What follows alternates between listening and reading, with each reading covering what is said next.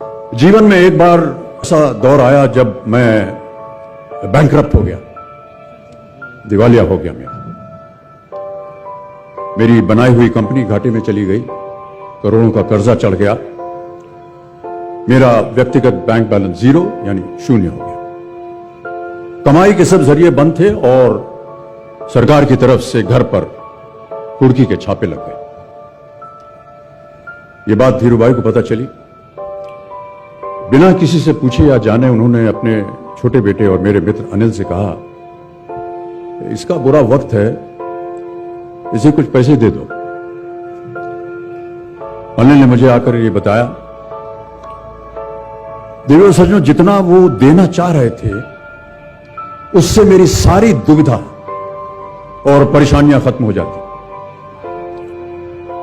उनकी उदारता पर मैं भावुक हुआ, लेकिन मुझे लगा कि मैं उनकी उदारता को स्वीकार न कर पाऊंगा।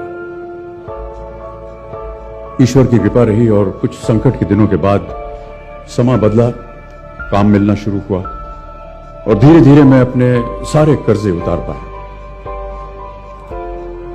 एक शाम धीरूभाई के निवास स्थान से इवेंट पर एक दावत के अवसर पर मुझे भी आमंत्रित किया गया। तो ऊपर लॉन में एक तरफ धीरूभाई एक बड़े से मेज पर अपने कुछ मित्रों, बड़े फाइनेंशियल और कॉर्पोरेट वर्ल्ड के दुनिया के दिग्गजों के साथ बैठे हुए बात कर रहे थे। मुझ पर नजर पड़ी तो मुझे बुलाया और कहा, यहां मेरे साथ बैठो। मुझे बड़ा अजीब लगा, मैंने क्षमा मांगी और कहा, मैं उधर अपने मित्रों के साथ बैठा हूं, वहीं ठीक हूं। उन्होंने जिद की और बैठा लिया मुझे। फिर अपनी उस दिग्गजों की महफिल में उन्होंने कहा, यह लड़का गिर गया था लेकिन अपने बल पर फिर खड़ा हो गया है, मैं इसकी इज्जत करता हूं।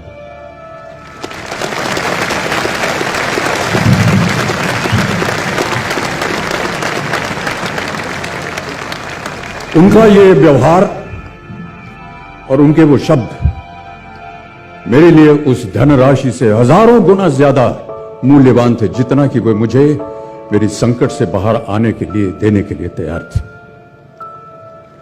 कर्मयोगी थे वो, कहते थे ईश्वर ने हमें दो मार्ग दिए हैं उन तक पहुंचने के लिए, एक भक्ति और ध्यान का और दूसरा कर्म और ज्ञान का।